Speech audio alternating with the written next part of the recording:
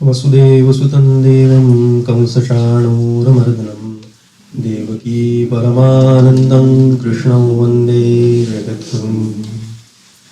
श्रुतिस्मृतिपुराणानाम् आलयं करुणालयं नमामि भगवत्पादं शङ्करं लोकशङ्करं।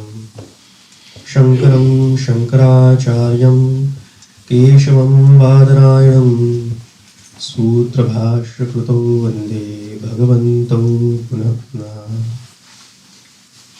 गुरुर्ब्रह्मा गुरुर्विष्णुर्गुरुर्देवो महेश्वरः गुरुसाक्षात् परब्रह्म तस्मै श्री गुरवे नमः।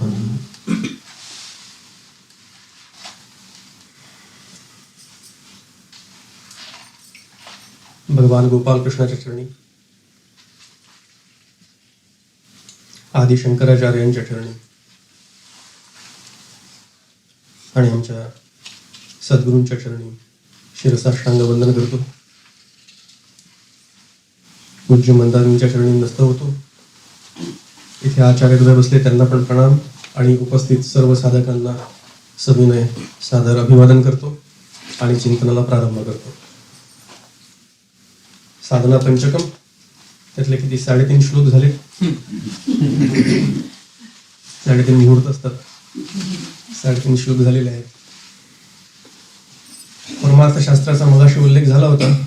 मुख्य उद्दिष्ट काय, मुख्य काय साधायचं आहे, 3च गोष्टी साधायच्या आहेत परमार्थशास्त्राचा अभ्यास करताना. कुठल्या कुठल्या आठवत आहे का? जीव ब्रह्म ऐक्य,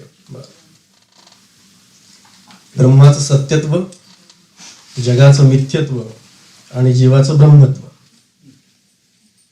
या 3 गोष्टी लक्षात आल्या की सगळं परमार्थशास्त्र तेवढ्या त्या 3 गोष्टींमध्ये गुंडाळायला गेलेलं आहे. गुंडाळण्याची खूप सवय असते. थोडक्यात थोडक्यात थोडक्यात किती थोडक्यात ब्रह्मसत्यं जगन मिथ्या जीव ब्रह्मैव नापरः. अर्ध्या श्लोकामध्ये शंकराचार्यांनी आणून ठेवला सगळा सिद्धांत. आणि हा सिद्धांत का समजून घेणं ते पण खूप महत्वाचं आहे. आणि त्याच्याकरताच ही साधना पद्धती आहे आपल्यासमोर मांडलेली आचार्यांनी. एक वेळ जगाचं मिथ्यत्व पटतं, कळतं, जाणवतं, दिसतं की हो मिथ्या आहे. बरं, जे असतं ते नष्ट होतं हे कळतं. जे आज दृष्टीत दिसतंय आपल्याला ते उद्या नसणार आहे हे विचारांती तर्काने पटू शकतं. आपण एक्सेप्ट करतो. पण ब्रह्माचं सत्व म्हणजे काय हे कळत नाही. आणि जीवाचं ब्रह्मत्व म्हणजे काय हे तर खूप दूर राहतं. मग वेदांत शास्त्राच्या अभ्यासाने ब्रह्माचं सत्यत्व म्हणजे काय, ब्रह्मसत्य आहे म्हणजे काय, ब्रह्मसत्रूप आहे, चिद्रूप आहे, आनंदरूप आहे, हे सगळं उपनिषदांचं वाचन करून, श्रवण करून, अध्ययन करून आपल्या लक्षात येतं. तिथपर्यंत मजल जाऊ शकते. म्हणजे ब्रह्माचं सत्यत्व बुद्धीच्या आकलन क्षेत्रामध्ये पटवून घेण्याकरता म्हणून येऊ शकतं, होतं. जगाचं मिथ्यत्व आपल्या स्वतःच्या अनुभवांनी आपण ते पटवून घेऊ शकतो, तेही जमतं. पण तिसरा जो आहे ती मोठी झेप घ्यावी लागते. बिग छलांग, बिग लिप, जीवाचं ब्रह्मत्व. आणि त्याच्याकरता सगळी साधना पद्धती आहे. लक्षात ठेवायचं, हा विचार चित्तामध्ये दृढ ठेवायचा. कशा करता करतो आपण हे सगळं? मी ब्रह्म आहे. गुरु उपदेश करतात तत्वमसी, मी मला लावून घ्यायचा आहे अहम ब्रह्मास्मी. तो अनुभव आला पाहिजे, अपरोक्ष अनुभव आला पाहिजे. आणि तो येण्याकरता म्हणून हा सगळा खाटाटोप कशा करता चाललेला आहे त्याच्याकरता. तसं केल्याने काय होणार आहे? मला अनुभव आला, मी ब्रह्म आहे. मग पुढे काय? सद्रूप, चिद्रूप, आनंदरूप तत्व मी आहे हे म्हटल्यानंतर आपल्याला सगळ्या प्रकारच्या दुःखातून निवृत्ती होते. हे लक्षात ठेवायचं. विषयाकडे बोलू आपण. शरीर आणि आत्मा ह्याचा विचार चालू होता 4थ्या श्लोकामध्ये. आणि एक एक एक एक मुद्दा भगवान आदिशंकराचार्य आपल्याला सांगतायत. त्यामध्ये या पुढच्या मुद्द्याला हात घालण्याच्या आधी एक 2 वाक्य अजून बोलतो जरा. 27 साधना पद्धती सांगून झालेल्या आहेत. आता 28 ते 40 आपल्याला कव्हर करायच्या उरलेल्या. पण हे कव्हर केल्याने काय होणार आहे हा एक महत्वाचा मुद्दा जो आपण विचारात घेत होतो. त्याच्यामध्ये एक सांगतो की प्रत्येक स्तोत्राची फलश्रुती असते, तशी याची पण फलश्रुती आहे. आणि त्याच्या फलश्रुतीमध्ये त्यांनी सांगितलेलं आहे काय काय लाभ होणार आहेत ते. मग तीव्र मुमुक्षू असेल त्याला मोक्षाचा लाभ होईल, पण तरी सुद्धा ताण तणाव रहित जीवन शांततेने जगायचं असेल तर त्यांनी या स्तोत्राचा पाठन करावं असं सांगून ठेवलेलं आहे. मग भले मोक्ष दूर राहिला नाही आपण गाठू शकलो तरी निदान सध्याचं जे जीवन सुरू आहे ते जीवन ताण तणाव रहित झालं पाहिजे किंवा होऊ शकतं. एवढी जरी का आपल्याला यातनं काही या अभ्यासक्रमाच्या निमित्ताने आपल्याला जर कसा बोध मिळाला, दिशा मिळाली, तर आपलं काम बऱ्यापैकी सुकर होईल, सुसह्य होईल. आणि म्हणून आचार्य सांगतायत 28व्या साधना पद्धतीमध्ये विधिवशात प्राप्तेन संतुष्यता, जे वाट्याला येईल त्यात समाधान बाळगा, असा त्याचा सरळ सरळ अर्थ आहे.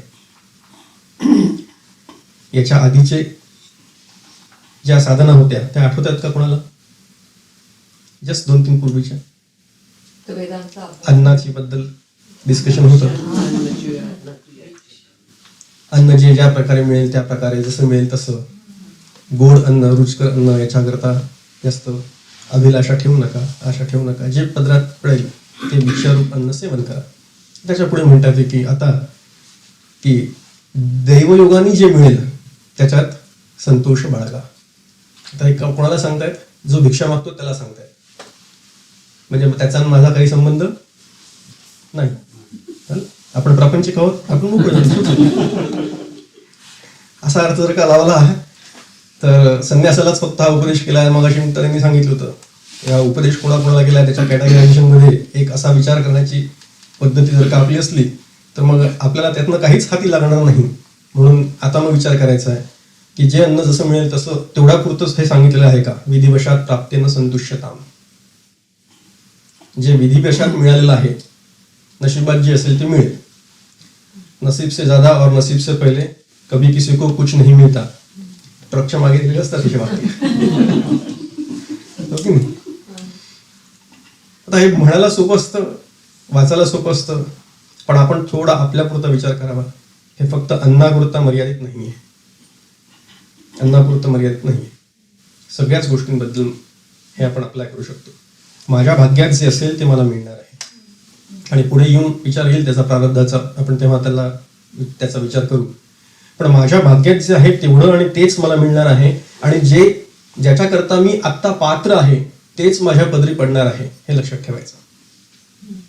माझा जो दर्जा आहे, माझी जी पात्रता आहे त्याच्यापेक्षा जास्त मला कधीही काही मिळत नाही. आपली पात्रता वाढवण्याचा प्रयत्न आपण करू शकतो, त्याचे प्रयत्न आपण करायचे. पण जे मिळतं आहे ते जे मला योग्य आहे तेच भगवंत माझ्याकरता देतो आहे, हा विश्वास बाळगायचा, ही श्रद्धा ठेवायची. संतुष्टता म्हणजे संतोष, संतोष, समाधान. क्षमादी षटक संपत्ती सगळ्यांना माहिती आहे का? ऐकलाय शब्द? क्षमादी षटक संपत्ती हा शब्द ऐकलाय का कोणी? शब्द ऐकलाय, बरं. विवेक, वैराग्य, क्षमादी षटक संपन्नता आणि मुमुक्षुत्व, त्याला साधन चतुष्टय असं म्हणतात. हा अधिकार आपण प्राप्त करायचा असतो. त्यातल्या क्षमादी षटकामधले जे षटक आहे 6, त्यातला एक आहे समाधान. आणि ते समाधान बाळगणं, ते आपल्या चित्तात ठसवणं, ठेवणं, ही एक साधना आहे. आमचे श्री गुरु त्यांच्याकडे गेलो ना, ते किती शांत, समाधानी, प्रसन्न असतात. ते असतात तसे. पण तुझं काय? नाही, मी तर तसा नसतो. म्हणजे काय, मी अप अँड डाऊन माझं सारखं सुरू असतं. जरा काही मनाच्या विरुद्ध झालं की माझं सगळं बिघडतं. समाधानी मी असायला पाहिजे की नाही? असायला पाहिजे. सगळ्यांना आवडतं ना समाधानी राहायला, पण राहतो का आपण समाधानी? अन्नाच्या वरूनच विषय निघालाय. जरा जळकी पोळी पाण्यात पडली तर काय होतं, किंवा एखाद्या भाजीत मीठ जरा जास्त झालं तर कसं होतं. इतके वर्ष झाली संसाराला, अजून तुला, वगैरे वगैरे. विचार करतोय आपण, समाधान टिकवणं आपल्या हातात आहे, संतोष टिकवणं आपल्या हातात आहे. दुसऱ्याच्या हातात आपलं समाधान टिकवणं नाहीये, लक्षात ठेवायचं. मी आनंदी राहायचं की नाही हे दुसरा कोणीही मला शिकवू शकत नाही, किंवा दुसरा कोणीही मला तसं आनंदी ठेवू शकत नाही. मी आनंदी राहायचं की नाही ही जबाबदारी माझी आहे. मी समाधानी राहायचं की नाही ही जबाबदारी माझी आहे. आणि असेल त्या परिस्थितीत समाधानी राहायला शिका, हे सुद्धा संतांनी आणि शास्त्रांनी आपल्याला सांगून ठेवलेलं आहे.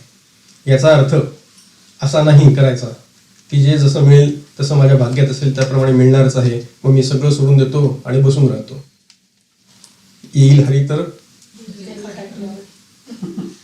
असा त्याचा अर्थ होत नाही, लक्षात ठेवायचं. पुढे येईल विषय तेव्हा मी त्याला टच करीन, प्रयत्नांचा विषय येणार आहे पुढे.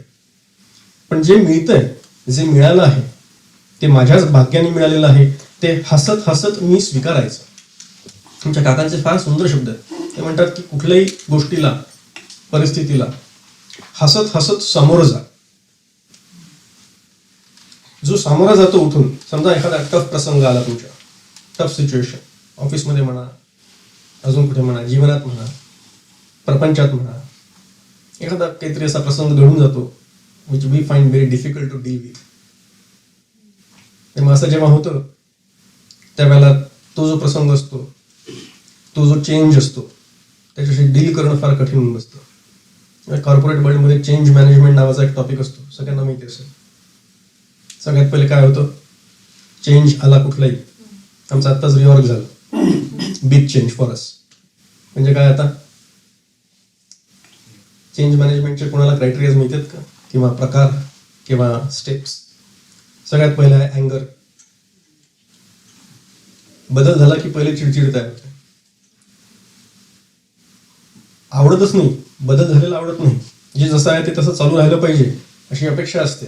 पण बदल होतो, परिस्थिती, घटना अशी एखादी घडून जाते की जेणेकरून त्रास होतो आपल्याला. सगळं व्यवस्थित सुरू असतं, नेमकं आता माझी सासू आजारी पडली, झालं. सगळं चांगलं सुरू आहे, पण माझ्या नेमका मुलाचा काहीतरी आजार निर्माण झाला. मग काय होतं, समाधान कुठल्या कुठे निघून जातं. आणि काय होतं, चिडचिड, त्रागा, अँगर, फ्रस्ट्रेशन.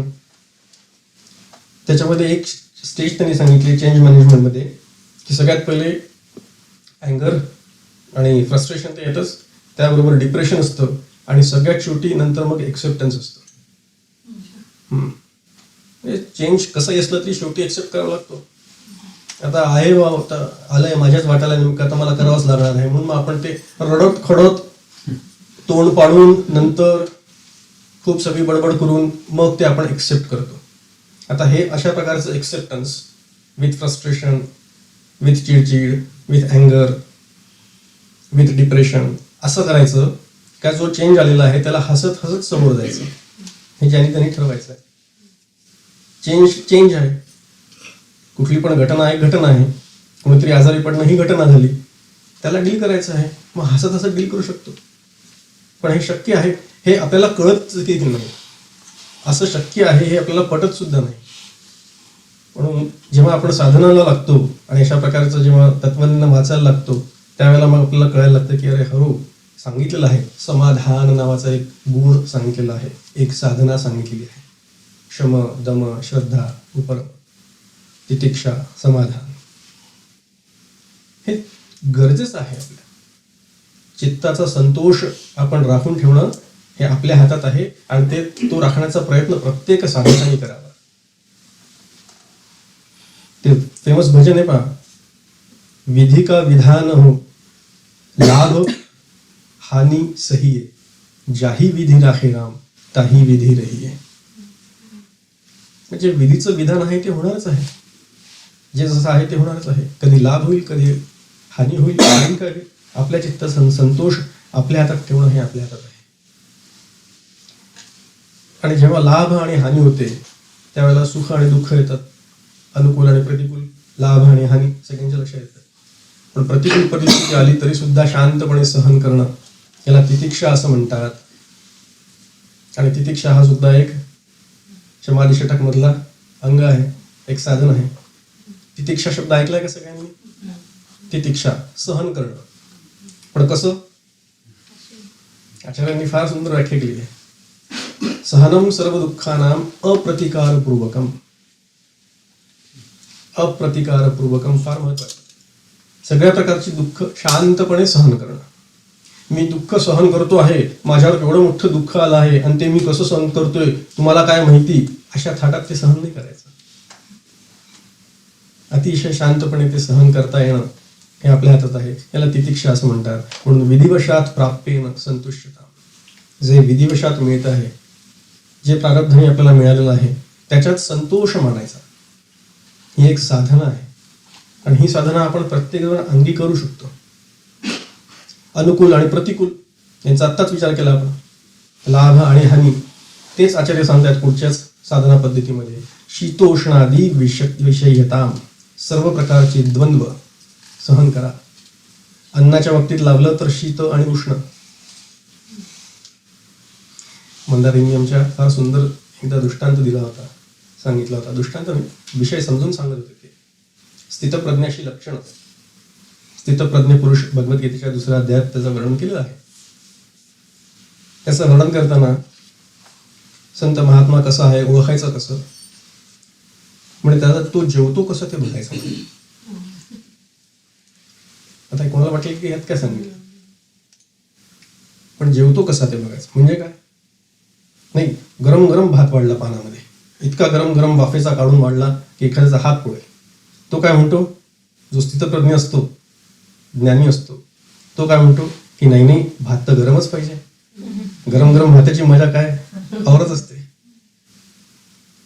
दुसऱ्या दिवशी दुसऱ्याकडे गेल्यानंतर त्याच व्यक्तीला, त्याच ज्ञानी पुरुषाला, त्याच स्थितप्रज्ञाला थंड भात वाढला. नाही भात जरा ना अमळ थंडच झालाय आज, पण बराच वेळचा झाला, कुकर लावला, आपल्याला थोडंसं जेवायला आज उशीरच झाला, बोलण्याच्या नादात राहूनच गेलं. स्थितप्रज्ञ व्यक्ती काय म्हणतो, नाही नाही भात गरम गरम पेक्षा थोडा असा निवलेला भातच जरा चांगला, नाही तर हात तोंड. आलेल्या परिस्थितीला संतोष कसा ठेवायचा याच चाललंय म्हणणं. आणि शीत आणि उष्ण म्हणजे अनुकूल आणि प्रतिकूल दोन्ही प्रकारचे द्वंद्व ही जी असतात ना, सगळ्या प्रकारची द्वंद्व तुम्ही घ्या आणि त्यांचं कॅटेगरायझेशन करा. 2च गोष्टींमध्ये मोडतात ते. एक अनुकूल आहे, एक प्रतिकूल आहे. एक माझ्या आवडीचं असतं, एक माझ्या नावडीचं असतं. ऊन खूप तापतंय, इथे नाही बरं, हैदराबादमध्ये पंखा लावावा असं वाटतं, पंखा लावतो. तो पंखा खूप छान मला थंडावा देतो, वारा देतो, बरं वाटतं. आणि तेच थंडी पडली म्हणजे तोच पंखा काय करतो, थंडी वाजायला लागते, अरे तो पंखा पहिले बंद कर असं म्हणतो. तर हे अनुकूल आणि प्रतिकूल, हे अनुकूल आणि प्रतिकूल शांतपणे सहन करण्याला तितिक्षा म्हणतात. आणि अनुकूल आणि प्रतिकूल यांना, या दोघांच्याही पलीकडे जायचं आहे आपल्याला, हे लक्षात ठेवणं, याला साधना म्हणतात. अनुकूलता आली म्हणजे आपल्याला सुख वाटतं आणि प्रतिकूलता आली म्हणजे दुःख येतं. हा सगळ्यांचा अनुभव आहे. माझ्या मनासारखं झालं नाही, प्रतिकूल झालं म्हणजे मला दुःखाचा अनुभूती येते. पण दुःखाची अनुभूती आली म्हणजे आपण दुःखी होतो आणि सुखाची अनुभूती आली म्हणजे आपण सुखी होतो, हा समज चुकीचा आहे. सुख आणि दुःख येणारं आणि जाणारं असतं. आगमापायीन असं म्हटलेलं आहे त्याला, येणारी आणि जाणारी. पण माझी स्थिती आनंदाची असली पाहिजे. माझी स्थिती आनंदाची आहे हे ठसलं पाहिजे. म्हणजे येणाऱ्या गोष्टींमुळे किंवा होणाऱ्या अनुकूलतेमुळे किंवा प्रतिकूलतेमुळे माझ्या सुखाला किंवा दुःखाला धक्का न लागता मी सुखरूप किंवा आनंदी राहू शकतो. कोणाच्या घरी मुलाचा जन्म होतो, काय होतं, मुलाचा जन्म झाल्याबरोबर घर कसं एकदम प्रफुल्लित होतं, आनंदी होतं, खूप पेढे वाटतात, खूप साजरा करतात, इट्स अ बॉय वगैरे वगैरे किंवा इट्स अ गर्ल, काय दिसत ते, राईट. आणि मग थोड्या दिवसानंतर कळतं की हे जे सुख आहे ना, हे दुःख पांघरून आलेलं आहे. माऊलींची ओळीच तशी, मला आता आठवत नाही. सुखाची शेला पांघरून ते दुःख घरात आलेलं असतं तुमच्या. आपल्याला बरोबर वाटतं की हे सुख आलेलं आहे, पण सुख नसतं, ते दुःखच असतं आलेलं. का? कारण त्याच्याबरोबर अनेक प्रकारचे दुःख येतात. मुलाचा जन्म झाला तर ठीक आहे, आता शाळेत कुठल्या घालायचं, ऍडमिशन, बापरे किती डोनेशन घेतात तिकडे. हो, डोनेशन घातलं, ऍडमिशन केली, मुलगा मोठा झाला, मला अभ्यासच करत नाही, ट्युशनला लावायचं, त्याच्यावरती पुन्हा पैसे भरायचे, एवढे पैसे शाळेत भरले तरी सुद्धा पुन्हा ट्युशनला लावावंच लागतं. अशा प्रकारचे सगळे कंप्लेंट. आणि मग हे जेव्हा असं सुरू होतं त्यावेळेला ते सगळे किती, मगाशी उल्लेख केला मी दुःखाचं, किती सुख कुठलंही काय आहे, अपूर्ण आहे आणि अशुद्ध आहे. मगाशी झालं की नाही विषय, आठवतंय का विसरले सगळेजण? सुख कसंही प्राप्त झालं तरी दैनंदिन जीवनातनं विषयांमधनं जे सुख प्राप्त होतं ते सुख अपूर्ण पण आहे आणि अशुद्ध पण आहे. म्हणून आपल्याला जे सांगितलंय ते शीत आणि उष्ण म्हणजे कुठल्याही प्रकारचे द्वंद्व जे आहेत त्या द्वंद्वांचा शांततेने, अत्यंत शांतपणे स्वीकार करावा. जे जसं आहे तसं प्राप्त आहे तसं संतोष मानावा. नाही तर काय होतं, आपण असं केलं नाही तर काय होतं, अनुकूल आणि प्रतिकूल यांच्यावरच्या आपल्या ज्या प्रतिक्रिया असतात त्या वाढीस लागतात. मला माहितीये, हिला माहितीये मला चहा कसा लागतो ते. आज मी एवढा थकून आलो तरी पण मला पाहिजे तसा चहा मिळाला नाही, म्हणजे माझ्या मनासारखं झालं नाही असं जेव्हा मला वाटतं आणि मग माझी जी सुरू होते. इथल्या लोकांना चहाचं काही उदाहरण बरोबर पचत नाही असं मला वाटतं. सगळे कॉफी बहादर आहे, तुम्ही कॉफी करायला पाहिजे होती, कारण लोक जागे झाले तसं वाटत नाही. मग ते काय कुठल्या कुठल्या प्रकारचे कॉफी, अरे ते ऑर्डर करताना बघायचं ते मेनी टाइप्स ऑफ कॉफी आणि कॉफी मेकिंग. असो, विषय एक, आपण मूळ मुद्द्याकडे येऊया. मुद्दा एवढाच मला सांगायचा आहे की सुख आणि दुःख यांचे हे जेव्हा आपल्याला होतात त्यावेळेला सुख झाल्यामुळे आपण हुळून जातो, आनंदी होतो, ही आपली प्रतिक्रिया असते. आणि आपल्याला जेव्हा दुःख होतं, प्रतिकूल परिस्थिती आपल्या जीवनात जेव्हा निर्माण होते त्यावेळेला आपल्याला दुःख होतं आणि ते दुःख झालं की त्या दुःखाबद्दलची आपली प्रतिक्रिया तयार होते. आणि हा क्रिया प्रतिक्रियांचा आपला खेळ आतमध्ये सुरू राहतो. हा महत्वाचा मुद्दा आहे. तो आतला खेळ आपला थांबायला पाहिजे. तर आपण सुखी समाधानी म्हणजे खऱ्या अर्थाने समाधानी किंवा शांत राहू शकतो, आनंदी राहू शकतो. पण आपला आतला खेळ जर का सुरू राहिला क्रिया प्रतिक्रियांचा, असं झालं तसं झालं, मी असं केलं तसं केलं, मी तिला सांगितलं, मी याला सांगितलं, तो माझा ऐकत नाही, ती माझ्याशी बोलतच नाही, किती प्रकारे लोक क्रिया प्रतिक्रिया करत असतात. एक साधं उदाहरण देतो. सगळेजण एकत्र येतात, एकमेकांना भेटतात, पण त्यातला एक कोणतरी असा असतो जो आपल्याकडे बघत सुद्धा नाही. माझ्या उगाच मनात येऊन जातं, बघितलं पण नाही मला, didn't even smile at me, wish पण नाही केलं, ठीक आहे मी तरी कशाला करू. अतिशय क्षुल्लक गोष्ट असते, अतिशय साधी गोष्ट असते, पण असं होतं. आणि तो माझ्याकडे बघत नाही म्हणून मी पण बघणार नाही, अशा प्रकारचा आपल्या मनामध्ये विचार येऊन जातो. आणि मग थोडासा दुरावा, थोडाशी मत्सर, थोडीशी घृणा एकमेकांबद्दल नकळत निर्माण होऊन जाते. त्याला म्हणतात पिंच. आणि अशा पिंचेस आपण गोळ्या करत बसतो आयुष्यभर जवळ. म्हणून जे अनुकूल आणि प्रतिकूल जे आहे त्या दोन्ही गोष्टींच्या पलीकडे जाऊन आपलं समाधान टिकवून ठेवण्याची साधना पद्धती आपल्याला जमली पाहिजे, असं आचार्य आपल्याला सांगतात.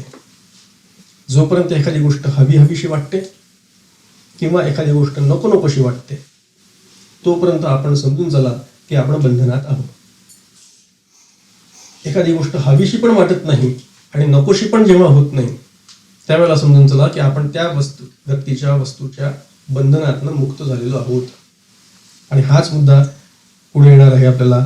एक उडी मारून मी जातो. 31वी साधना पद्धती, औदासीन्य भिप्सता, नेहमी उदासीन राहा, औदासीन्य बाळगा.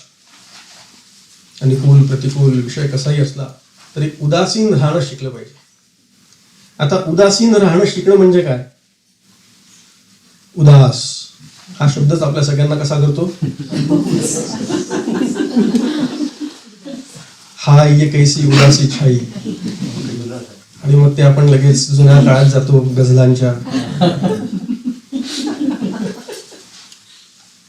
म्हणजे कधीतरी काहीतरी कुठेतरी ब्रेकअप झालेलं असतं, ते पुन्हा पुन्हा उघडून दुःख सेलिब्रेट करायचं असतं, त्याला गझल असं म्हणतात. त्याच्यावर आत्ताची चर्चा न केलेली बरी. पण असा उदास शब्दाचा अर्थ जो आपण काढतो तसा नाही हे लक्षात घ्या. तुम्ही ऐकला असेल हा विषय, मला माहित नाही. उद आस म्हणजे आसा, आस म्हणजे आशा, ज्याची आशा निघून गेलेली आहे, उडून गेलेली आहे, त्याला उदास असं म्हणतात. उद आस. आता आशा निघून जाणं म्हणजे काय? माणूस तर आशेवर जगतो, आपण म्हणतो की नाही, माणूस आशेवर जगतो. हे फेमस वाक्य ऐकलं असेल तुम्ही सगळ्या. मग आशाच नसेल तर कसं जगाल माणूस? If there is no hope. बरोबर आहे की नाही? मग समर्थांनी तर सांगून ठेवलंय, मना राघवे वीण आशा नको वे. मग हे आपल्या लक्षात राहत नाही. राघवे वीण आशा नको, राघवाच्या शिवाय दुसरी कुठलीही आशा नको. आत्मारामाशिवाय दुसरी कशाचीही मला आता आशा उरली नाही, असं आपलं झालं तर आपलं खरं मुमुक्षुत्व सिद्ध झालं, दृढ झालं, पक्क झालं. पण आपल्याला अनेक आशा असतात, अनेक अपेक्षा असतात, अनेक इच्छा असतात, अनेक संकल्प असतात. मग अशी मुक्तांच्या चिंतनामध्ये एक साधना पद्धती कुठली होती? सगळ्या कामनांचा त्याग करायचा, स्वहा करायचा, संपवायच्या. शक्य आहे का? शक्य आहे का? मना अल्पसंकल्प तोही नसावा, मना सत्य संकल्प जीवी धरावा, मना जल्प विकल्प त्योही तजावा, आणि रमाकांत एकांत काळे भजावा. समर्थ रामदास स्वामी सांगतात. एवढा देखील संकल्प नको असं म्हणतात. अल्पसंकल्प तोही नसावा. मग संकल्प नसावा म्हणजेच आशा नसावी, इच्छा नसावा, कामना नसाव्यात, वासना नसाव्यात. आपण तर सगळे प्रापंचिक पडलो. असं कसं शक्य आहे हो? असं शक्य आहे का इच्छा नसताना जगणं? भगवंतांनी दुसऱ्या अध्यायात फार सुंदर सांगून ठेवलेलं आहे. पहिले तर स्थितप्रज्ञाच्या लक्षणामध्ये सांगितलेला आहे, तो विषय आलेला आहे. प्रजाती यदा कामान सर्वान पार्थ मनोगतांमध्ये. सगळ्या प्रकारच्या कामनांचा ज्यांनी उखडून फेकून दिलेल्या आहेत, तो स्थितप्रज्ञ आहे. आणि हे सगळं झाल्यानंतर, स्थितप्रज्ञाची लक्षणं वगैरे सगळं सांगून झाल्यानंतर शेवटी दुसऱ्या अध्यायामध्ये भगवान सांगतात, विहाय कामान्य सर्वान पुमान शरती निस्पृहा निर्ममो निरहंकारो स शांतीमध्ये गच्छति. तो श्लोक मला फार आवडतो. सगळ्या गीतेचं सार किंवा त्या दुसऱ्या अध्यायाचं सार कुठे आणून सांगितलं असेल भगवंतांनी तर शेवटी आहे. 71वा का 70वा श्लोक. सगळ्या प्रकारच्या इच्छा जो निस्पृह झालेला आहे, जो निरहंकारी झालेला आहे, जो निर्मम झालेला आहे, असा जो आहे स शांतीमध्ये गच्छति, तोच फक्त शांतीला प्राप्त होऊ शकतो. मग मी माझ्या इच्छांचं एवढं मोठं कापर माझ्या खांद्यावर घ्यायचं, असं करायचंय, तसं करायचं, येऊ करायचंय, तेव करायचंय, आणि हे सगळं घेऊन मग मी म्हणतो की आता मला शांत आणि सुखी व्हायचंय आणि आनंदी आणि समाधानी व्हायचंय, तर ते शक्य आहे का? फक्त इच्छा माझ्याच असतात, माझ्या पुरत्याच असतात तर गोष्ट वेगळी. माझ्या पुरत्याच माझ्याच इच्छा असतात तर गोष्ट वेगळी. पण तसं नाही. माझ्या मुलांबद्दलच्या इच्छा असतात, माझ्या घरातल्या लोकांबद्दलच्या त्यांच्याकडनं इच्छा असतात, माझ्या जगातबद्दलच्या इच्छा असतात, माझ्या कंपनीबद्दलच्या इच्छा असतात. आणि सगळ्यांचा अनुभव काय आहे? त्या इच्छांची पूर्ती कधीही होत, किंवा आपल्याला जशी पाहिजे तशी कधी होत नाही. आणि म्हणून आपण दुःख भोगत राहतो. अनेकानेक दुःख भोगण्याचं कारण काय आहे? तेवढंच आहे फक्त, इच्छांची पूर्ती होत नाही, अपेक्षांची पूर्ती होत नाही. अपेक्षा पूर्ती न झाल्यामुळे दुःख होतं, अपेक्षा पूर्ती झाल्यामुळे सुख होतं. एकदा सुख आणि एकदा दुःख, सुख आणि दुःख, सुख आणि दुःख. मग अशी काय ऐकलं आपण? द्वंद्वांच्या पलीकडे जायचं आहे का सुख दुःखांच्या जगण्यामध्ये अडकून पडायचं आहे? द्वंद्वांच्या पलीकडे जायचं असेल. पण सुखाचा अतिरेक पण नको किंवा अति आनंद पण नको, आणि दुःखाचा अति त्यागही नको किंवा त्याचा अतिशय तिटकारा देखील नको, हे लक्षात ठेवायचं. औदासिन्य म्हणजे काय? सुखाची गोष्ट प्राप्त झाल्यानंतर खूप आनंदी होणं नको. जो जितका जास्त आनंदी होतो ना एखाद्या गोष्टीबद्दल किंवा एखाद्या गोष्टीच्या प्राप्तीमध्ये, तो तितकाच त्या गोष्टीच्या त्यागामध्ये किंवा नाशामध्ये तितकाच जास्त दुःखी सुद्धा होतो, हे लक्षात घ्या.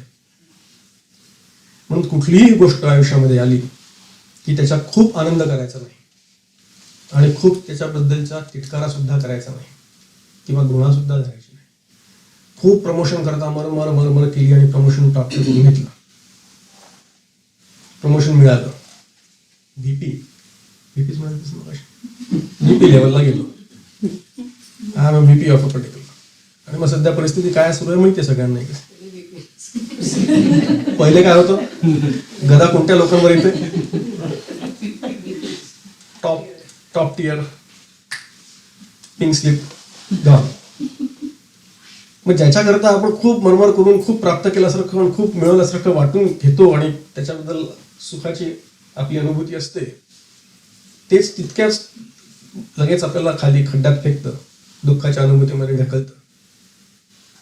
हे लक्षात घेतलं पाहिजे आपण.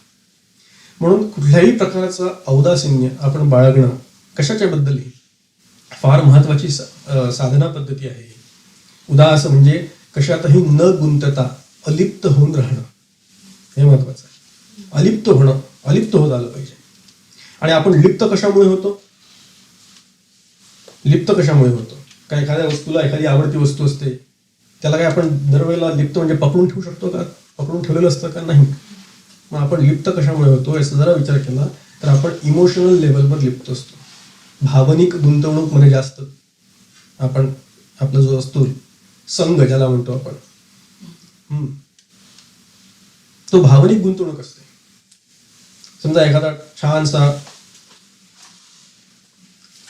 आयफोन लेटेस्ट व्हर्जन कुठलं आहे, 17 हवा आहे बऱ्याच दिवसांचा, मुलं मागे लागले असतात घेऊन द्यायचा, मिळाला. तर लिप्त कशामध्ये झाला? तो आयफोन बरोबर ठेवलाय बाजूला, पण तो मला चिकटलेला आहे का? नाही.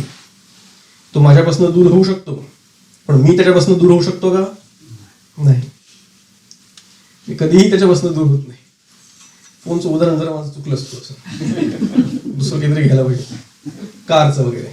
जेवढ्या पुरतं कामाची असते तेवढ्या पुरती ती कार वापरल्या जाते. पण आपल्याला तसं नाही, आपल्याला ब्रँडेड कार एकदम छान व्यवस्थित टॉप क्लास टॉप मॉडेल ते हवं असतं. आणि मग त्याच्याबद्दल आपली भावनिक गुंतवणूक असते. मी गाड्यांबद्दल बोलतोय मुद्दामून, साड्यांबद्दल नाही. आपली भावनिक गुंतवणूक कशात असते ते आपण आपलं ठरवून घ्यावं. म्हणून आपलं जे कर्तव्य आहे ते करावं, कशामध्येही न अडकता करावं आणि अलिप्त राहून करावं. याला औदासिन्य म्हणतात.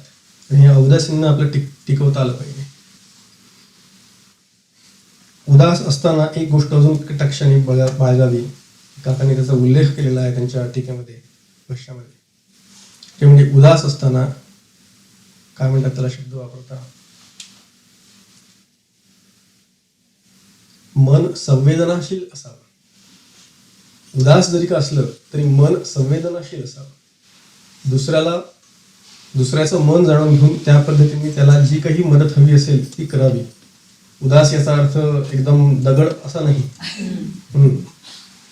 उदास म्हणजे मला त्याचा काही फरक पडत नाही, तुम्ही कसे वागलात तरी चालेल, मी मला पाहिजे तसा वागेन, मी उदास आहे, मला असे केलं तरी चालतं, मला तसे केलं चालेल, तुम्हाला काय करायचं ते करून घ्या. बरेच नवरे मंडळी असे असतात, तुला काय करायचं तू बघ असं म्हणणारे बरेच असतात, हो की नाही? नाहीच वाटतं आम्ही देखील इथे नाही. पण असं असतं की एकदम काय त्याला मोडीत काढल्यासारखं, ढकलून दिल्यासारखं, बाजूला केल्यासारखं, याला उदास म्हणत नाही. लक्षात ठेवायचं. माणूस उदास असावा याचा अर्थ त्याच्याकडनं कुठल्याही प्रकारची अपेक्षा नसावी. पण दुसऱ्याला जर का माझ्याकडनं काही अपेक्षा असतील, दुसऱ्याला जर का माझ्या मदतीची गरज असेल तर ते मला कळलं पाहिजे. तेवढं माझं मन जागृत पाहिजे, ते मेलेलं नको, संवेदनाक्षम पाहिजे. आता कुणालाच मदत करायची नाही आणि मी पाहिजे तसा वागेल, याला उदासीन म्हणत नाही. जगाचं काय वाटेल ते हो, मला काही फरक पडत नाही, याला उदासीन म्हणत नाही. माझ्या धर्माचं काय वाटेल ते हो, मला काही फरक पडत नाही, याला उदासीन म्हणत नाही. माझ्या देशाचं काय वाटेल ते हो, मला काही फरक पडत नाही, याला उदासीन म्हणत नाही. लक्षात घ्या, फरक फार सुंदर आहे. शास्त्र इतकं छान आपल्याला समजून सांगतं. व्यवस्थित अपेक्षांचा सगळ्या बाजूला कराव्या, आपल्या सगळ्या आशा बाजूला ठेवाव्यात, आपल्या सगळ्या अपेक्षा बाजूला ठेवाव्यात, आणि जे आपले कर्तव्य आहे ते कर्तव्य बुद्धीने करत राहावं. त्याच्यामध्ये अजून एक आचार्य सांगतायत, एक अजून साधन सांगतायत. न तू वृथा वाक्यम समुच्चार्यताम. वृथा वाक्य थोडक्यात सांगायचं झालं आपल्या भाषेत वायफळ बडबड, निष्कारण बडबड करू नकोस. न तू वृथा वाक्यम, वृथा वाक्य बोलू नकोस. तर प्रश्न साधा विचारतो, आपण किती वायफळ बडबड करतो?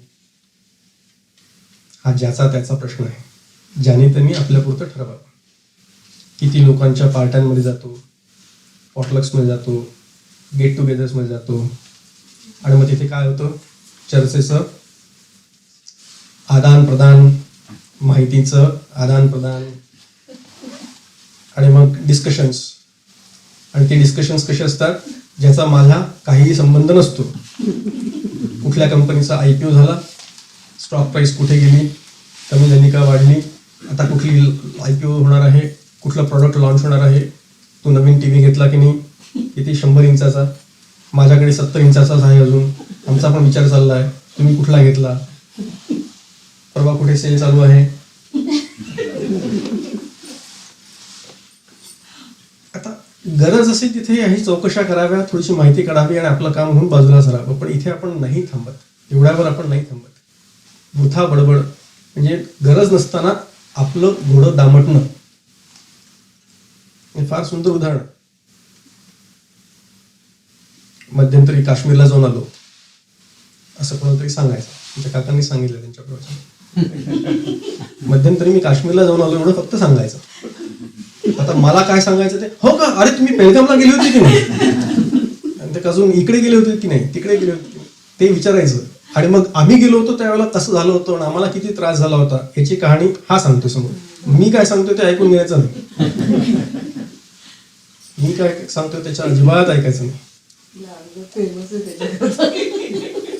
आमचा एरिया त्याच्याकरता फेमस आहे. आता ह्याला म्हणतात वृथा बडबड. एक लक्षात ठेवा, जेव्हा आपण गरज नसताना बोलतो त्यावेळेला आपली पारमार्थिक शक्ती घटत असते, कमी होत असते. फार सुंदर वर्णन आलेलं आहे शास्त्रामध्ये. मौनाच्या बद्दलचं वर्णन तुम्ही वाचा. म्हणून मौनम सर्वार्थ साधनं म्हणतात, त्याचं कारणही ते आहे. पण इथे नुसतं मौन म्हणजे फक्त वाणीची बडबड, तोंडाची बडबड नाही, तर आपल्या मनाची बडबड सुद्धा थांबली पाहिजे. काही जण असे असतात की जे बोलत नाही वर्ण.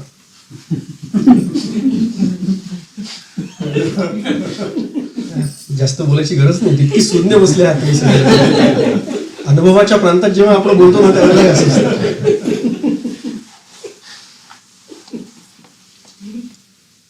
कठोपनिषदामध्ये आलेला अन्य वाचा विमुंचित असं म्हटलेलं आहे. अन्य वाचा म्हणजे दुसरं काही बोलूच नका. मग कशाबद्दल बोला?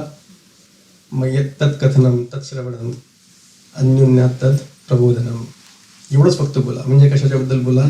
त्या तत्वाबद्दल बोला, त्या रामाबद्दल बोला, त्या ग्रंथाबद्दल बोला. बाकीची सगळी बडबड शांत करा, बोलूच नका. फार आपली चर्चा होते नाही तर इकडची तिकडची. मित्रांमध्ये आलो की एक चर्चा, ऑफिसच्या कलिग्स मध्ये गेलं की दुसरी चर्चा, घरी आलो की तिसरी चर्चा, नातलगांबरोबर चौथी चर्चा. संपला दिवस, संपला. देवाच्या बद्दलची चर्चा करायला मग ते संडेचा क्लास असतो ना, तेवढा आठवड्यातला 1 तास. पण तेच बोला, त्याच्याबद्दलच बोला, तेवढंच बोला, हे शास्त्र आपल्याला सांगतंय. शास्त्र आपल्याला हे सांगतंय, परब्रह्माबद्दल, ब्रह्मतत्वाबद्दल, रामाबद्दल तेवढंच बोला. पण प्रत्येकाने आपापलं आत्मपरीक्षण करावं. आपण कुठे वाहवत जातो, आपलं गाडी कुठे चुकते, कुठे स्लिप होते, कुठे आपले ब्रेक फेल होतात, हे जेव्हा आपण आपलं आपलं आत्मपरीक्षण करतो त्यावेळेला आपल्याला कळतं की नाही, आपल्या वाणीवर कंट्रोल आला पाहिजे. आणि वाणीवर म्हणजे नुसतेच फक्त ही वाणी नाही, वैखरी नाही, आतमध्ये सुद्धा कंट्रोल. आणि तो येणं हे प्रत्येकाचं साधन आहे. ही साधना पद्धती आपल्याला कळून घेतली की मग लक्षात येतं की किती विविध प्रकारे भगवान शंकराचार्य आपल्याला सांगतायत. समजा 40 साधना पद्धती दिल्यात. म्हणतो 40 पैकी 4 जरी का आपण टिकवून ठेवू शकलो, 4ही कशाला, 1 जरी का पाळू शकलो सर्वार्थांनी परिपूर्णपणे नीट समजून उपजून, एक तरी कुठली साधना पद्धती आपण अवलंबू शकलो तरी देखील आपला उद्धार होण्याची गॅरंटी आहे. निदान 40 ऐकतो आहोत आपण आज, त्यातली एक तरी पकडून ठेवा. तुम्हाला जी वाटते ती घ्या, एकच नाही 4. कठीण आहे का सोपं आहे? आचार्यांनी किती सोपं करून सांगितलं आपल्याला. सोपे सोपे सोपे साधना सांगितलेलं आहे. त्यालाही आपण जर का कठीण मानायला लागलो तर मग मी कायच कमवलं आयुष्यामध्ये एवढं शिकून सवरून. याला सोपं आहे असं मान्य करा. ह्या सोप्या साधना पद्धती आहेत हे मनामध्ये ठसवा. हे मला जमणार आहे, इट इज पॉसिबल. हे जर का पॉसिबल नसतं तर आचार्यांनी सांगितलंच नसतं, लक्षात घ्या. फार महत्वाचं आहे. आता हे मला जमेल का, हे काय शक्य आहे का, आपल्याच्या निमित्त काही होत नाही बा असं म्हणून दूर नाही यायचं आपल्याला.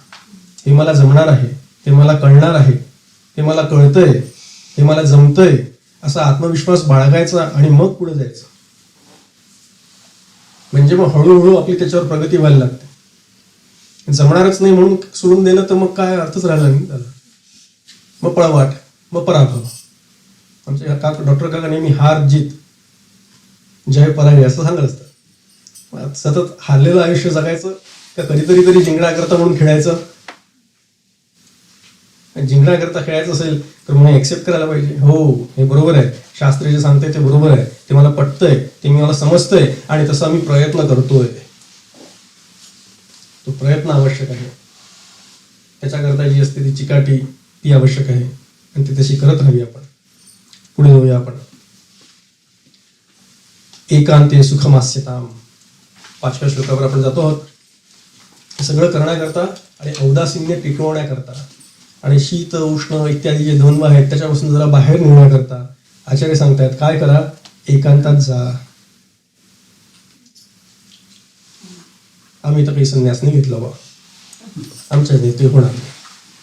आम्हाला तर मुलं आहेत आणि लहान लहान आहेत अजून, आमच्याच्याने तर काही होणार नाही असं म्हटलं की काय झालं? पुन्हा हार, पराजय. मग एकांत म्हणजे काय समजून घ्यायला पाहिजे. एकांतात जाणं म्हणजे काय समजून घ्यायला पाहिजे. काका सांगतात लोकांतात असून सुद्धा एकांत साधता येतो वृत्तीने, आणि सगळे संत ते करतात. केवढं मोठं कार्य उभं करतात संत. किती मोठी भ्रमंती असते त्यांच्याकरता, किती मोठा लोकसंग्रह असतो त्यांच्याबरोबर. सतत लोकांच्या गारणामध्ये असतात, पण इथे असून सुद्धा ते एकांतात असल्यासारखे वागतात. लक्षात, कारण कशातही लिप्त होत नाही, कशाच्याही मध्ये अडकत नाहीत, म्हणून ते तसे राहू शकतात. एक ज्याच्यामध्ये लिप्त व्हायचंय, एक तत्व त्यांनी जीवनामध्ये जे अंगीकारलंय त्याच्यामध्ये तेवढंच फक्त ते साधून ठेवतात, तेवढंच फक्त ते पकडून ठेवतात. बाकी सगळं सोडलेलं असतं त्यांनी. कुठलं तत्व लक्षात आहे मी काय म्हणतोय ते? कुठलं तत्व? आत्मतत्व, ब्रह्मतत्व. त्याला एकांत म्हणतात. एकाचा विचार, एक तत्व. एकांत म्हणजे नुसतं या अर्थाने की मी आता खोलीत निघून जातो आणि एकटा जाऊन बसतो, तो एकांत आहे. थोडा वेळ रोज करावा तसा एकांत, आणि तशी सवय लागावी. आपल्याला तशी सवय नसते. कधी कधी काय होतं, घरातले कोणीतरी सगळेजण काहीतरी कारणानिमित्ताने बाहेर जातात, म्हणजे इंडियाला जातात समजा, इथल्या भाषेत बोलायचं झालं तर. मग घरामध्ये मी एकटाच असतो, मला कंटाळा येतो. मग मी काय करतो, टी व्ही तरी लावतो, फोन तरी घेतो हातात, फोनवर तरी काहीतरी लावतो. कसं ना शांत शांत वाटतं, घर सगळं कसं खायला उठतं. म्हणून मग टी व्ही ऑन करून आवाज मोठा करून ठेवायचा, म्हणजे घरात कोणीतरी असल्यासारखं आहे असं वाटण्याकरता. बरोबर बोलतोय ना मी? नसेल काही टी व्ही वगैरे, ते आता आजकाल टी व्ही पण कोणी बघत नाही हे मला माहिती आहे. मग कोणाला तरी फोनच करायचा, अरे बरेच दिवसात तुझ्याशी बोलणं नाही झालं, कॉन्टॅक्ट लिस्टमध्ये सगळे असे स्क्रॉल करायचे आणि ज्यांना ज्यांना फोन नाही केले मागच्या 4 दिवसात 4 महिन्यात त्या सगळ्यांना झाडून फोन करायचे. त्याच्यामध्ये छान 2-3 दिवस निघून जातात.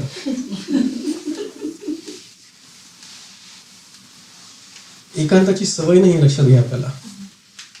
आपल्याला we are bound with devices, information. म्हणजे कसं होतं ना, सकाळी उठल्यानंतर पहिले व्हॉट्सअप बघायचं असतं. ते झालंच तर मग नंतर इन्स्टा असतंच. मग फेसबुकवर काय आलंय की मी बघायला पाहिजे. मग माझी पर्सनल ईमेल असते, मग ऑफिसची ईमेल चेक करायची असते, मग काही मीटिंग असतात. एवढं होत नाही तर पुन्हा मला पहिल्यांदा पुन्हा व्हॉट्सअप चेक करावं लागतं आणि माझं ते चक्र चालू लागतं. दिवसभरामध्ये मी कसा बांधला गेलेलो आहे, एका ईमेलपासनं, पर्सनल ईमेलपासनं तर पुन्हा पर्सनल ईमेलपर्यंत किंवा व्हॉट्सअपपासनं पुन्हा गाडी व्हॉट्सअपपर्यंत. एकांत मला कधी मिळतो आणि मी कधी काढतो एकांत. मिळणं वेगळं बरं आणि काढणं वेगळं. एकांत मिळणं म्हणजे सगळे घरातले गेलेत म्हणून एकांत, तो ती गोष्ट वेगळी. आणि मी स्वतः करता मला हवा म्हणून एकांतात जाणं ही गोष्ट वेगळी. म्हणून काका नेहमी सांगतात, थोडा तरी एकांत स्वतः करता काढा, थोडा तरी वेळ स्वतः करता काढा. आपण आयुष्यभर दुसऱ्या करता जगतो, लक्षात घ्या. सतत दुसऱ्याचा विचार असतो, घरातल्यांचा, मुलांचा, आई वडिलांचा, बाळांचा, नवऱ्याचा किंवा पत्नीचा, काही नाही तर ऑफिसच्या कामाचा. सतत दुसऱ्या करता, सतत कोणातरी करता आपण जगत असतो. आपण आपल्या करता किती वेळ जगतो जरा याचा विचार करा. दिवसभरातनं आपण स्वतः करता किती काळ दिला. माझ्या स्वतः करता फार कमी लोक देतात त्याचं उत्तर. मग निदान आपण 10 ते 15 मिनिटं तरी काढावे आणि एकांतात जावं, शांतपणे बसावं. भगवंताचं नाव नाही आळवलं तरी चालेल, नुसतं जाऊन बसा शांतपणे, काहीही न करता. तेवढं पण आपल्याच्याने होत नाही. मग ते घर खायला उठतं, लक्षात घ्या. या एकांताची सवय आत्तापासून लावून ठेवलेली खूप बरी असते बरं. म्हणजे काका नेहमी उदाहरण देतात, फार सुंदर पद्धतीने समजावून सांगतात. आधी मी एकटा होतो, नंतर एकाचा 2 झालो, म्हणजे चतुर्भुज झालो. लक्षात येतं मी काय म्हणतो. 2चे 4 होतात, 4तले 2 उडून जातात घरट्यातनं. मग मी पुन्हा काय होतो, 2 होतो. आता ते जे 2 उरलेले असतात मागे, त्या 2चा कधीतरी कोणीतरी एक पुढे जातं आणि एक मागे राहतो. आता जो मागे राहतो तो म्हणतो मी आता एकाकी पडलो. काय शब्द आहेत, मी आता एकाकी पडलो. त्या वयामध्ये असं असतं की आजूबाजूचे जे मित्र असतात, बहीण भावंड असतात, आपले नातलग असतात, आपले काका मामा असतात, ते सगळे गेलेले असतात. त्या वयामध्ये आपले सगळे गेलेले असतात, लक्षात ठेवा. आणि मग ते एकाकी जे जीवन असतं ना, ते अत्यंत दीनवाणी जीवन जगतं. मग तसं दीनवाण जीवन जगायचं नसेल, दुःखमय जीवन जगायचं नसेल, तर आपण स्वतः एकांतात जाण्याची सवय आपल्यापुरती लावून घ्यायला पाहिजे. इतर सगळ्या गोष्टींचा त्याग करून शांतपणे एकट्यात बसणं ही एक साधना पद्धती आहे. आणि तिथे मग कशाचाही विचार नाही करायचा. काही महाभाग असतात हो असे की ते जातात एकट्यात निघून आणि विचार करतात. आता उदाहरण द्यायचं, मी हिणवण्याकरता म्हणून नाही म्हणते, एक पद्धत होती. पण आमचे मायक्रोसॉफ्टचे फाउंडर बिल गेट्स, त्यांचा एक थिंक वीक असायचा. थिंक वीक म्हणजे 1 आठवडा सुट्टी आणि कुठेतरी कुठल्या तरी एका रिमोट जागी जाऊन तर बसायचं, बिल गेट्स जाऊन बसायचं आणि सगळ्या प्रकारचे डॉक्युमेंट्स आणि आर्टिकल्स कंपनीच्या किंवा कंपनीच्या बाहेरचे, ते it's a thinking week for him, think week. त्यामुळे ते सगळे पेपर्स वाचून काढायचे आणि नवीन स्ट्रॅटेजी फॉर्म करायची. त्याचा उपक्रम आहे त्यांचा. आपण एकट्यात गेलो तर एकांतामध्ये जाऊन बसलो तर आपण आपली चिंता करतो का जगताची चिंता करत बसतो? मग ते काय, चिंता करतो विश्वाची, असं कोण म्हणतं? समर्थ रामदास स्वामी. आणि मी पण जाऊन बसतो एकांतात आणि काय करतो, चिंता करतो. कोणाची? विश्वाची. इराकचं काय होणार आहे आणि वॉरचं काय होणार आहे. तर माझ्या त्या चिंतेला काडीचीही किंमत नाही. त्या एकांताला काहीही व्हॅल्यू, दर्जा, मूल्य काहीही नाही. नुसता फुकट वेळ वाया जाणं आहे. फुकट वेळ वाया जाणं म्हणजे एकांत नव्हे. फुकट वेळ वाया घालवणं शांत बघून. काय हो, काय करताय? आणि काहीच नाही करत आहे, मग करा ना काहीतरी. नुसतं आशासारखं बसून राहणं आणि म्हणायचं की मी एकांतात बसतोय आता, म्हणजे हे पळवाट आहे घरातल्यांपासून. आता मला त्रास देऊ नको, मला जरा एकांतात बसायचं आहे असं सांगायचं कोणाला, बायको मुलांना, आणि हा जाऊन बसतो काही न करत. त्याला एकांत म्हणावा का? नीट विचार केला की आपला शास्त्र काय सांगतोय, आपण काय विचार करतोय आणि कुठे गाडी द्यायला पाहिजे याची छान कल्पना आपल्याला येते. आणि आपल्या सुखाची व्यवस्था ज्याच्यामध्ये केलेली आहे ते शास्त्र किती सुंदर आहे आपल्याला लक्षात येतं. म्हणून आचार्य सांगतात एकांते सुखमास्यताम, एक नाता राम जी से दूजा नाता तोड दे, जाही विधी राखे राम ताही विधी रही. एक नाता जोडणं कोणाशी? रामजीशी. रामाशी एक नातं जोडायचं म्हणजे एकच तेवढं पाहिजे, ती अनन्यता पाहिजे. समर्थांनी सांगून ठेवलंय जयास एकांत मानवला अवघ्या आधी कळे त्याला. समर्थांची उभी आहे.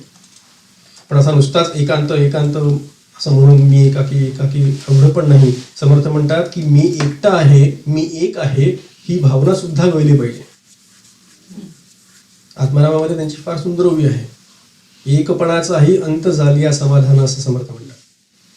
तो एकपणा जो आहे, मी एकमेव आहे, मी एकटा आहे किंवा एकच आहे, ही भावना सुद्धा तिथे उरत नाही. इतकं ते लय पावलेलं असतं.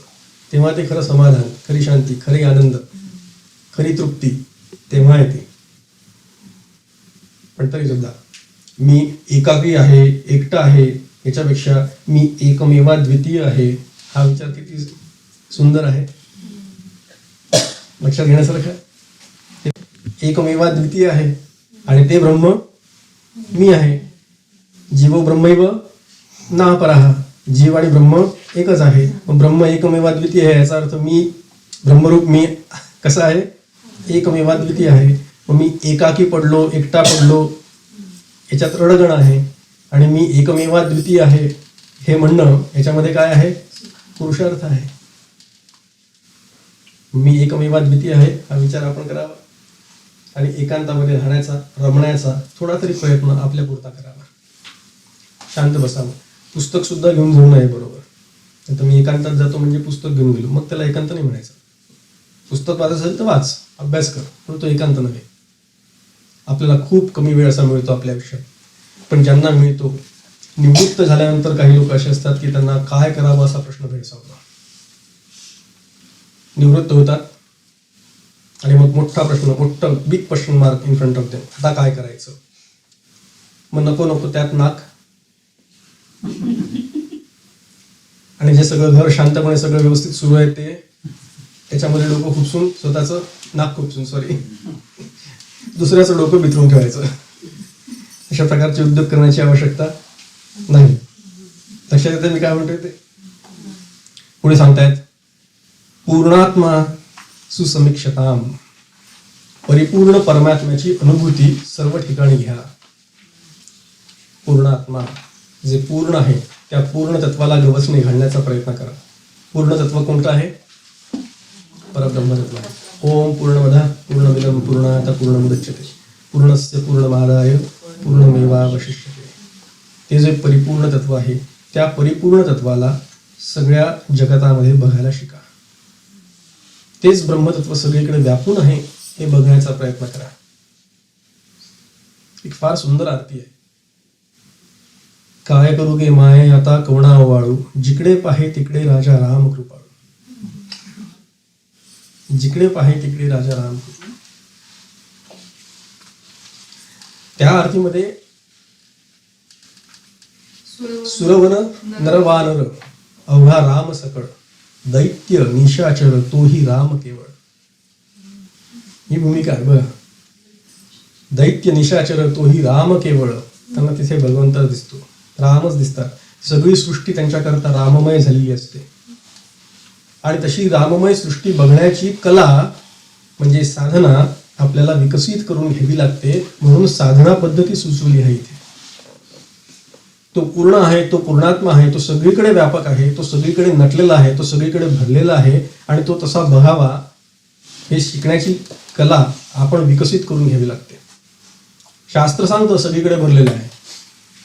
परमेश्वर कणाकणामध्ये भरलेला आहे. ऐकलं ना वाक्य? सगळ्या कणाकणामध्ये, चराचरामध्ये, सृष्टीमध्ये तो भरलेला आहे हे शास्त्र सांगतं.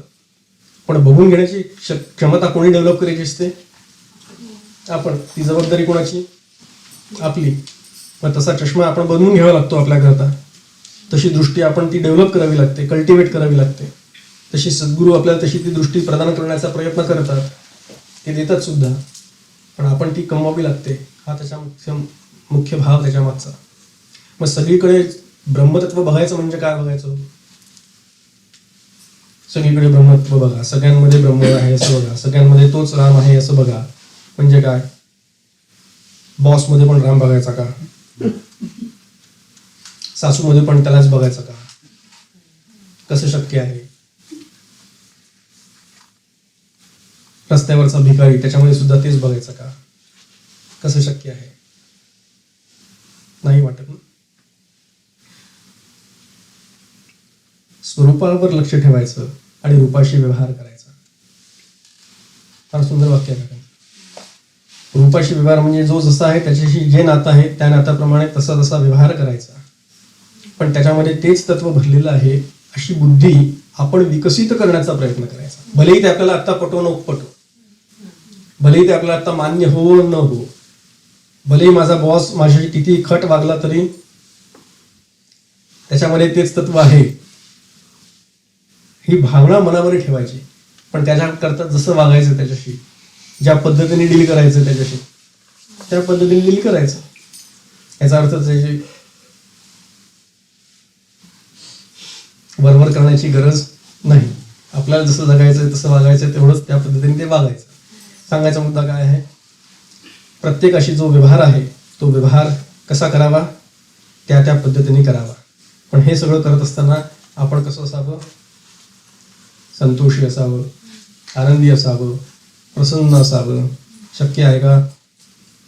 2-3 उदाहरणं सांगतो म्हणजे लक्षात येईल. कशाला वाचायचं? पुराणातल्या कथा कशाला वाचायच्या? श्रीराम कृष्णाच्या चरित्रातल्या कथा कशा करता वाचायच्या? जे शिशुपालाचा वध, शिशुपालाच्या वधाची कथा आठवते सगळ्यांना? 100 अपराध भरलेत. तो तिथे त्यांचा अपमान करतो आहे राजसभेमध्ये शिशुपाल, आणि भगवान श्रीकृष्ण अत्यंत प्रसन्नतेने त्याच्याकडे बघतायत. तितक्याच प्रसन्नतेने त्यांनी त्या शिशुपालाला वॉर्न केलेलं आहे, सांगितलेलं आहे की तुझे अपराध भरत आलेत, आता तू थांब. आता जर का थांबला नाहीस तर मी माझी प्रतिज्ञा पूर्ण करेन. आणि तितक्याच प्रसन्नतेने त्यांनी सुदर्शन चक्र त्याच्यावर सोडलेलं आहे.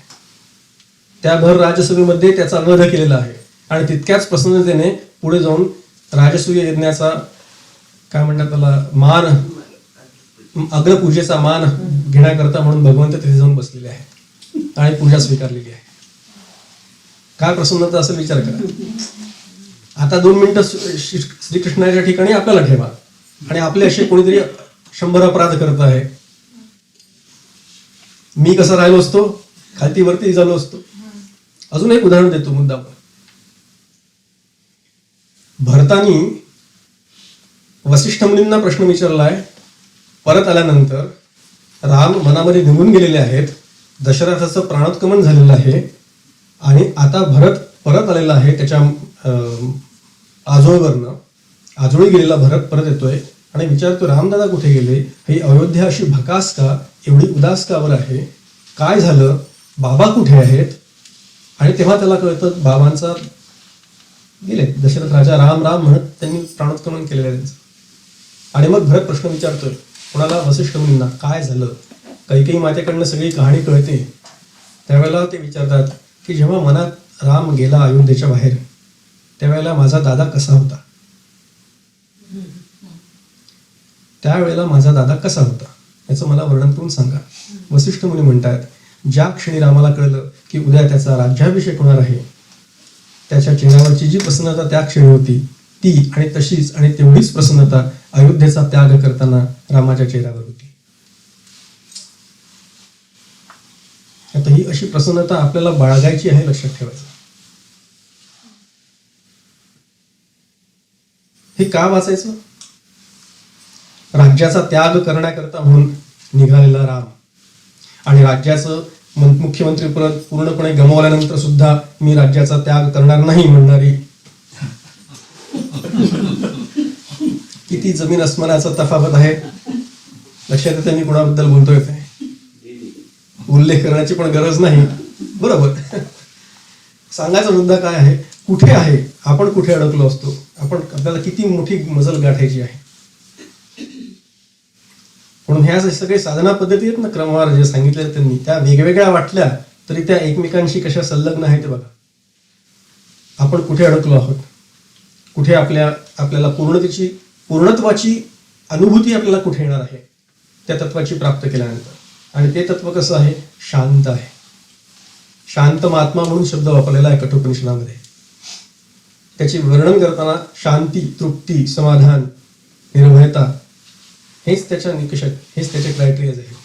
पण परमार्थाची प्राप्ती करणं म्हणजे काय, तर कारणासह वर्तमान सकल दुःख निवृत्ती आणि परमानंदाची प्राप्ती, असं परमार्थशास्त्राचं महावाक्य काय म्हणतात त्याला, वेदवाक्य, उद्देश सांगितलेला आहे.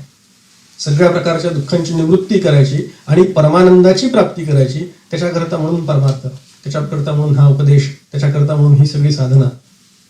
आणि या साधनेचा अभ्यास असा पद्धतीने करायचा. सगळ्या जगतामध्ये दोन दृष्टी आहेत, दोन भूमिका आहेत. एक, जगताचा बाध करायचा, जगताला मिथ्यत्व द्यायचं.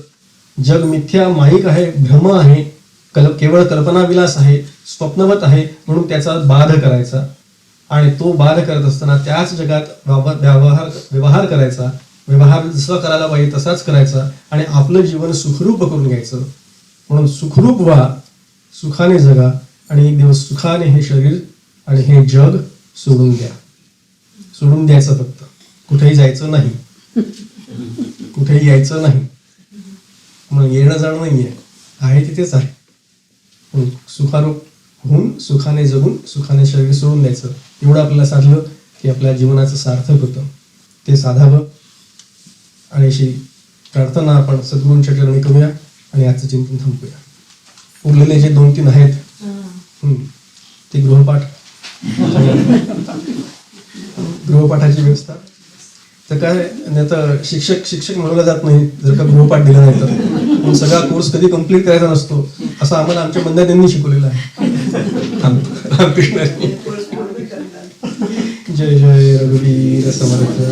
श्री सद्गुरुनाथ महाराज की जय. हरिओम तत्सत. हरिओम तत्सत.